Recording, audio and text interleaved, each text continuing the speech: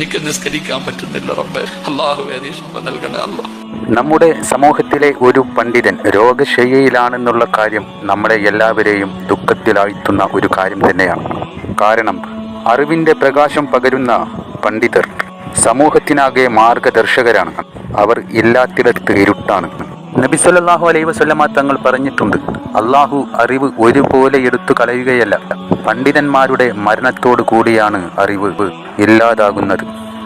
അതുകൊണ്ടാണ് ഒരു പണ്ഡിതൻ രോഗബാധിതനാകുമ്പോൾ അത് വെറുമൊരു വ്യക്തിയുടെ പരീക്ഷണമല്ലാതാകുന്നത്, മറിച്ച് മുഴുവൻ സമൂഹത്തിൻ്റെയും പരീക്ഷണമാണ്. എന്നിരുന്നാലും വിശ്വാസികൾക്കുണ്ടാകുന്ന രോഗങ്ങളും കഷ്ടപ്പാടുകളും വെറുതെയല്ല എന്ന് നബി സല്ലല്ലാഹു അലൈഹി വസല്ലമ തങ്ങൾ പറഞ്ഞിട്ടുണ്ട്. അള്ളാഹു ആരെയെങ്കിലും സ്നേഹിച്ചാൽ അവനെ പരീക്ഷിക്കും. ഒരു വിശ്വാസിക്ക് വരുന്ന രോഗവും വിഷമവും കണ്ണുനീരും അവൻ്റെ പാപങ്ങൾക്കുള്ള പ്രായശ്ചിത്തമാണ്. അതിനാൽ നമ്മുടെ സിറാജുദ്ദീൻ ഖാസിമി ഉസ്താദ് അനുഭവിക്കുന്ന ഈ രോഗം അദ്ദേഹത്തിന് അള്ളാഹുവിൻ്റെ കരുണയും ക്ഷമയും നേടിക്കൊടുക്കുന്നതും നമ്മൾക്കായി ഒരു മുന്നറിയിപ്പുമാണ്. അറിവിനെ വിലമതിക്കണമെന്നതിനും പണ്ഡിതന്മാരുടെ സേവനം ജീവിതകാലത്ത് തന്നെ തേടണം എന്നതിനും നമുക്കെല്ലാവർക്കും ചേർന്ന് അദ്ദേഹത്തിൻ്റെ ആരോഗ്യത്തിനായി അള്ളാഹുവോട് ഹൃദയത്തിൽ നിന്ന് തന്നെ ദുആയിരക്കാം. പ്രിയ സഹോദരങ്ങളെ, പണ്ഡിതന്മാർ സമൂഹത്തിനുള്ള ഏറ്റവും വലിയ സമ്പത്താണ്. അവർ ഇല്ലെങ്കിൽ നമ്മുടെ ജീവിതം വഴിതെറ്റിപ്പോയൊരു കപ്പൽ പോലെ ആയിരിക്കും. ഖുർആൻ തന്നെ പറയുന്നു, അറിവുള്ളവരും അറിവില്ലാത്തവരും ഒരുപോലെയല്ല എന്ന്. ഞാൻ രോഗബാധിതനാണെന്നും അതുമൂലം എനിക്ക് നമസ്കരിക്കാൻ പോലും പ്രയാസമാണെന്നും പറഞ്ഞ ഖാസിമി ഉസ്താദിൻ്റെ ഈ വാക്കുകൾ കേട്ടവരെയെല്ലാം വേദനപ്പെടുത്തി.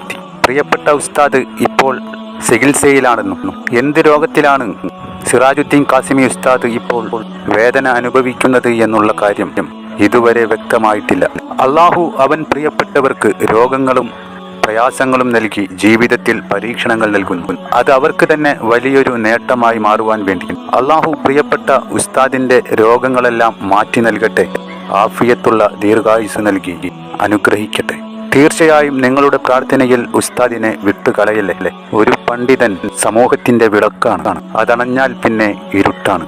അല്ലാഹു, എനിക്ക് ബുദ്ധിമുട്ടുകളും രോഗങ്ങളും ഉണ്ട്, നീ ശിഫ പടച്ചവനെ. എനിക്ക് നിസ്കരിക്കാൻ പറ്റുന്നില്ല റബ്ബേ. അല്ലാഹുവേ നീ ശിഫ നൽകണേ അല്ലാ. അല്ലാഹുവേ രോഗങ്ങളൊക്കെ മാറ്റണേ റഹ്മാൻ. അല്ലാഹുവേ പടച്ചവനെ റബ്ബേ ദുആയിക്ക് ഇജാബത്ത് നൽകണേ റഹ്മാനെ. ഇസ്സത്ത് നിലനിർത്തണേ പടച്ചവനെ. പ്രിയപ്പെട്ട സുഹൃത്ത്, ഞങ്ങളുടെ കൂട്ടുകാരൻ, ബഹുമാനപ്പെട്ട കേരളക്കരയിലെ പ്രഭാഷണ വേദികൾ ഇതിഹാസമായി മാറിയ ബഹുമാനപ്പെട്ട സിറാജുദ്ദീൻ ഖാസിമി ഉസ്താദ് രോഗിയാണ് റഹ്മാനെ.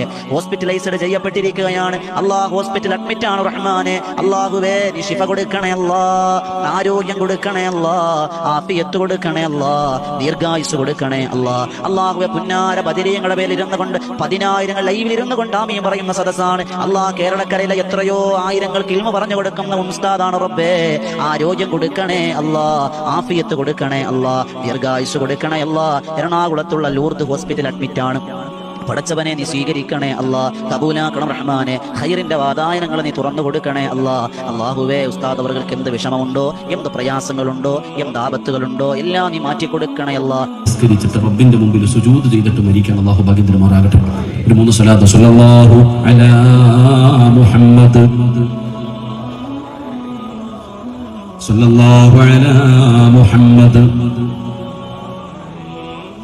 اللهم صل على محمد يا رب صل عليه وسلم.